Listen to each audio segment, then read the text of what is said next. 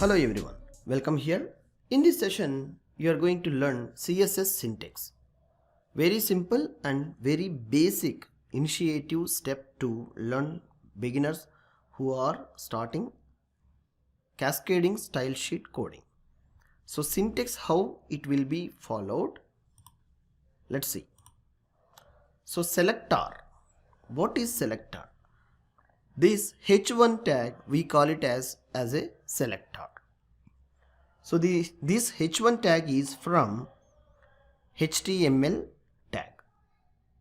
In HTML lectures you may observe from h1 to h6 tags one by one which will follows. Similarly paragraph tag and a division tag and more of the tags which are available in HTML to implementing inside the body. So these tags we call it as, in writing and applying the styles using CSS, we call it as selector. So the selector, once we defined which is selector, we are going to be implementing styles and all, we need to write like open and close brackets. These are curly brackets.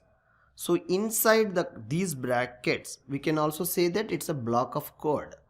So the declaration part will be written there. So these declaration, name value pairs we call it as.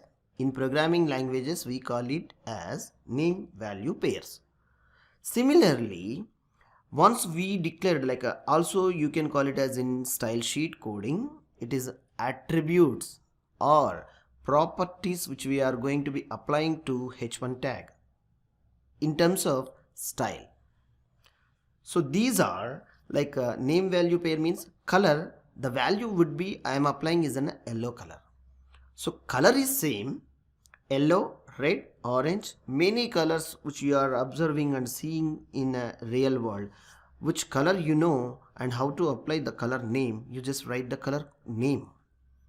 Instead of the name, if you know the color scheme like a hashtag and followed by the numbers, you will apply the same code also. Which a huge number of combinations are there. Which combination color you require, you just take a code and apply over here. So the name value pair would be like a name colon value semicolon. And how many attributes or name value pairs with the different property and values you may add if you want to apply in a same tag. Yes, you can apply. Here in example to understanding, we applied two properties with the values. So one is color and another one is margin. So the color is going to be, the value is yellow. The margin which we have applied here is 12px and semicolon. So here how you will understand this?